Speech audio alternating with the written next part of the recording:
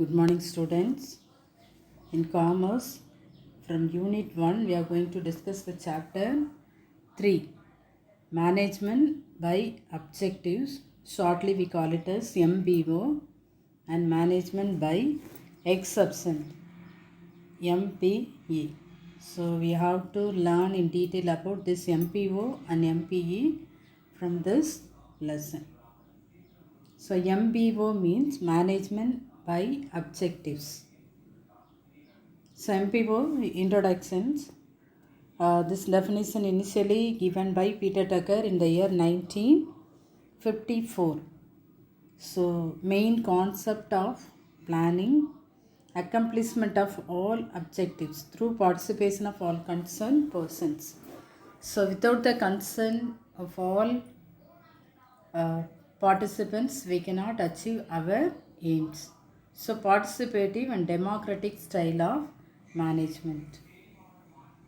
So main concept, the principle behind management by objectives is to make sure that everybody within the organization has a clear understanding of their aims or objectives of that organization, as well as awareness of their own roles and responsibilities in achieving those aims.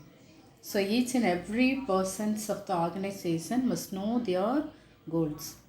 If they must know their goals means they have to work together in order to achieve their goals.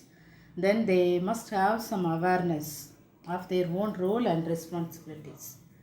So the complete MPO system is to get managers and empowered employees acting to implement and achieve their plans, so which automatically achieve those of the organization.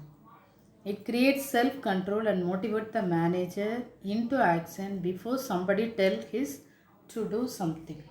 So before telling something to do in this organization, the manager has some intention to control and motivate the workers.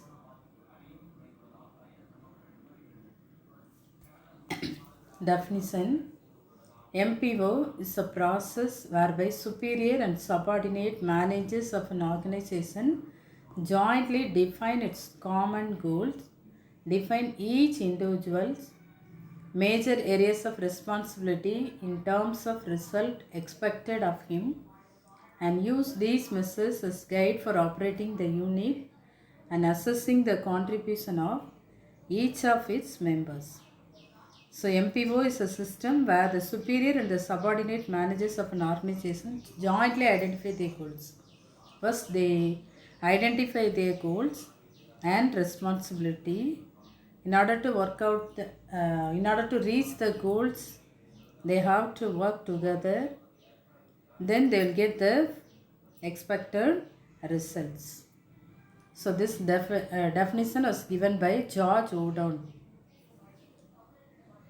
Then another definition, Professor Reddin defined MBO as the establishment of effective standards for managerial position and the periodic conversion of those into measurable time bound objectives linked vertically and horizontally and with future planning. So they have to work together, whether it is horizontally or vertically, in order to achieve the future planning. They have to work together. They have to follow the effective standard for managerial position and periodical conversions. This definition was given by Professor Reddin. The next one, meaning of MBO. So management by objective is a management system in each member of the organization effectively participate and involve himself. So this system gives full scope to the individual's strength and responsibility. So MPO harmonizes the goal of an individual with the organizational goal. So it creates self-control and motivates the manager into action before somebody tells us to do something.